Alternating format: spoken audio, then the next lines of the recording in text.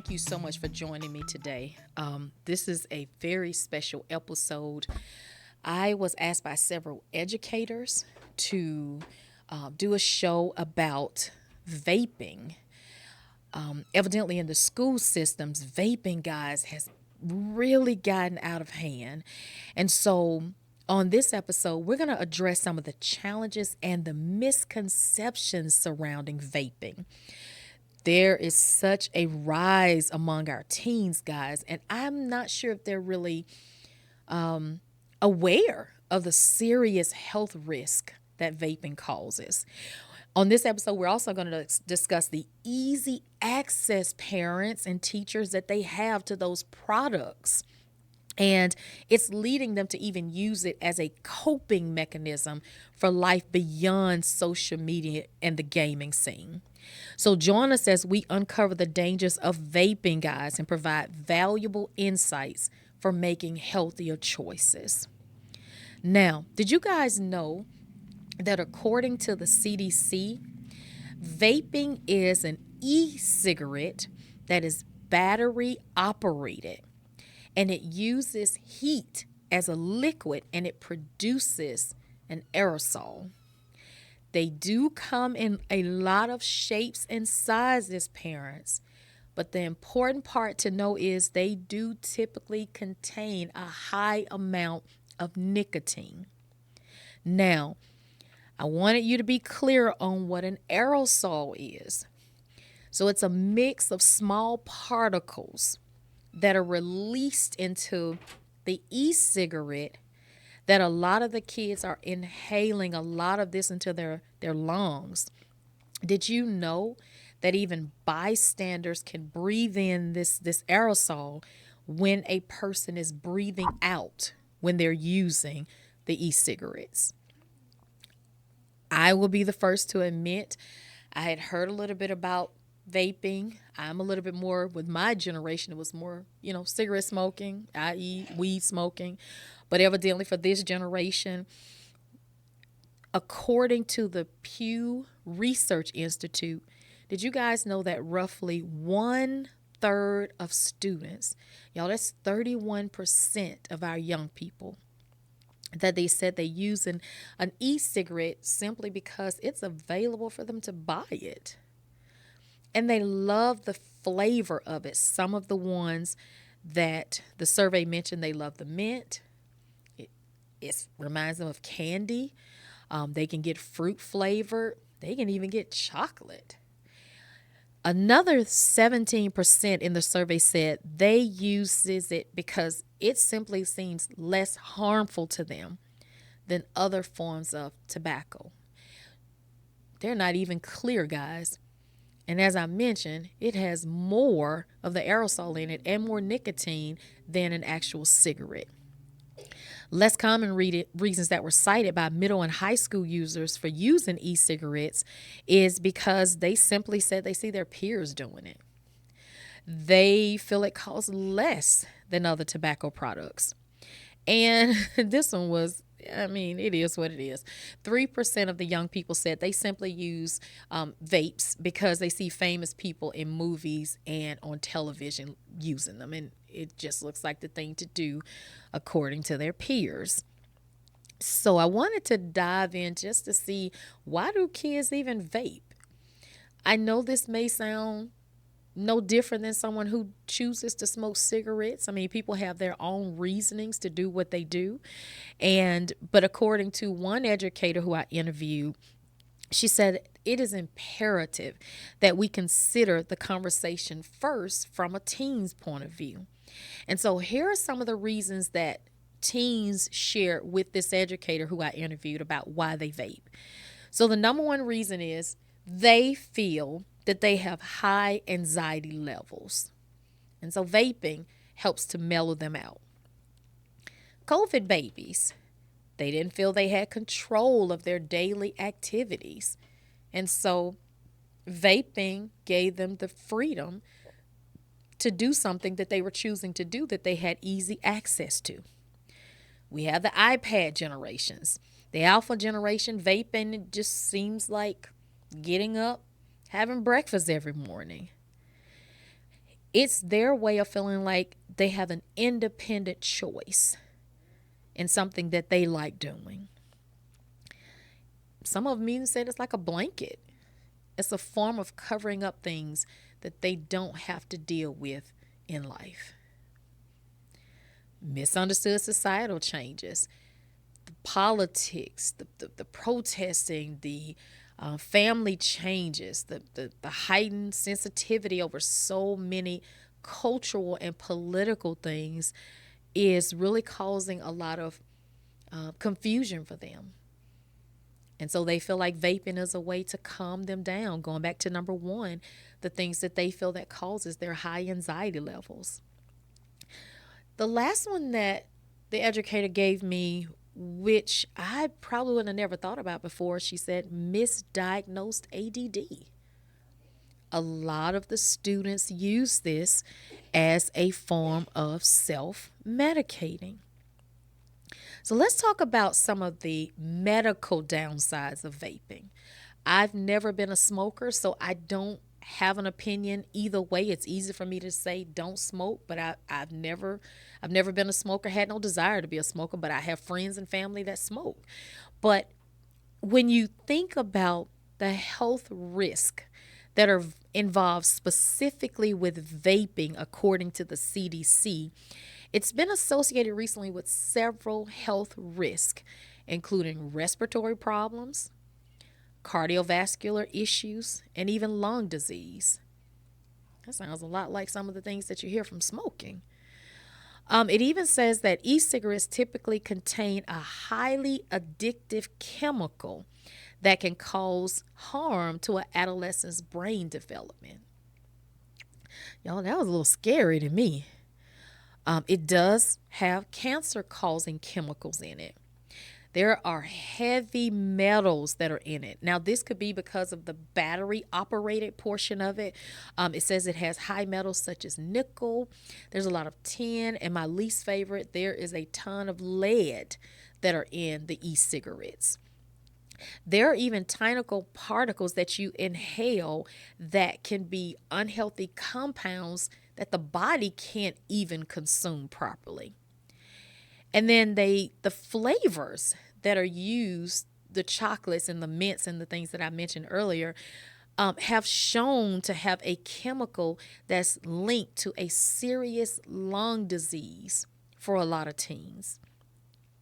We think that, they may sound safe for the kids to have, but it's really hard for those substances to digest into the system, leading some blockages in the gut area.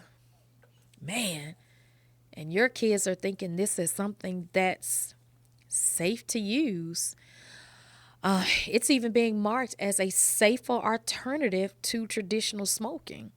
But they don't really make the teens aware of the risk and the addictive nature of nicotine. I was talking to another educator who also promoted me doing this show, and unfortunately some of the school systems here in Atlanta, specifically one school, they now lock the restrooms because the kids are going in there vaping and then, coming back to the classrooms when they're supposed to be in another study hall period or in different areas. And so it has become so bad that they have to unlock the bathrooms for the kids now, which is crazy to me, even as I'm hearing myself saying it.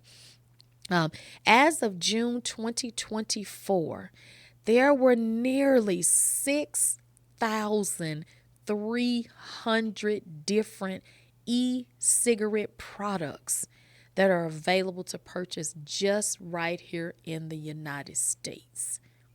That's crazy to me, y'all. And our kids do not have to have an ID in a lot of cases to be able to purchase these items. I also even saw vaping items that they can buy online, Mom and Dad. Disposable e-cigarettes have become more appealing to the young people because, again, they are able to get, what's the word I'm looking for? They like the flavors. I don't need to clean that up. And so the flavored e-cigarettes are the ones that are sold the most, according to an article I found on the CDC website. And this was just in October, y'all, 2024. I'm not sure if you will find this as scary as I did, but let me share it with you. So most females, there are more females than males that reported currently using e-cigarettes. Non-Hispanic, American Indian, and Alaska Native students reported that they use e-cigarettes 11.5% of the time. That was the largest population, y'all. Non-Hispanic, Black, and or African American students, our babies, mom and daddy, they reported for using it 7% of the time. Multiracial students said they use them 6.6% of the time. Hispanic or Latino students said they use e-cigarettes 6.1% time of the day. Non-Hispanic white students said they use it 5.9%. And then non-Hispanic Asian students said they use it 2.3% of the time. So many young people who vape also use other tobacco products, including cigarettes. And there was something called, they gave a specific name, but I looked it up and it was actually a cigar. And a lot of them even reported in 2024, they use all three. Whew, y'all got some kids all over the place. And so the study also showed from the CDC, among U.S. high school students who currently use tobacco products, more than 1 in 3, that's 36.6%, y'all, of our young people, said they use a product. The number one thing that they used were products that were, again, easy for them to buy over the counter. They didn't have to have any ID. They were choosing them for flavors, and they were following the ones that their peers used the most. The highest amount of tobacco products used in 2024, mom and dad, were middle and high school students, according to the National Youth Tobacco Survey of the United States, again in 2024. So it did say most middle and high school students who vape, they do want to quit. They just are finding it hard to do because of the addiction to it. We have to be mindful that there is no subject that is off limit to our kids, even vaping. If you are thinking it's cute, if you're thinking your kids are not doing it, if you're not sure, ask them. The educators are really having a hard time with this, guys. The vaping has gotten so out of hand that there are some school districts that are even checking the kids to make sure they're not bringing them to school. Mom and dad, we got to be a little bit more proactive. I don't know how many of you guys heard the part where I said there are some students that are using all three. The vape, the e-cigarette, the cigars, the cigarettes, they're doing it all. Y'all, why are kids needing to get so high? Anxiety? What anxiety? Y'all need to talk to them. Don't send them to school and have the teachers dealing with all this stuff, y'all. You want to be able to get a control of it before they go into the school and into the school systems and they get suspended or they get, targeted or picked at for something simply because they are using it. It sounds like to me as a coping mechanism. Peer pressure is real. And so mom and dad, you got to step in there and you have got to get involved. There's one thing I will always advocate for on this show. There is no subject at this point for this generation that should be off limits. You've got to find a way. This is not our great-grandmother, our grandmother, or our grandfather's generation. The things that we kept silent, the internet is busting it wide open. The things that we thought our kids may have time to grow into, a lot of them are not. Now, I know there are a lot of kids who are on what's considered the straight and narrow, but I want us to go after those kids who may not have the support systems and or the parents who may not, there are still parents working 2 and 3 jobs. And some parents simply may just not know how to talk to them. But we're going to do it, and we're going to get it done, and we're going to help our kids to live safer and happier and faith-filled lives. Our kids got so much unnecessary pressure on their mom and dad. Peer pressure looks nothing like it did when you were growing up. The bullying, the targeting, it looks nothing like it did when we were growing up. Their online space that supports them to pick up something addictive like an e-cigarette, we didn't have to deal with any of that when we were growing up. And so you've got to start supporting them to be healthy and to be happy and to be whole. Now, as we wrap up this special edition today of Monica Mentors, I want you to know that it is critical, parents, and it's critical, teens, that you understand the serious issues surrounding vaping. The health risk and potential for addiction, it can no longer be ignored.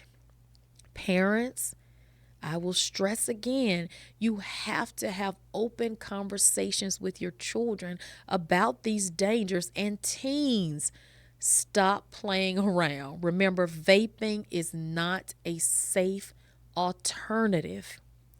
Proverbs 4:23 reminds us, above all else, guard your heart, for everything that you do flows from it. By staying informed and fostering open dialogue, we can help our kids to make sure they have a healthier and a safer future. Let's stop being so nonchalant about the way we're raising up our kids in this generation. I want to thank you for joining me on this important journey, and we will see you on the next episode of Monica Mentors.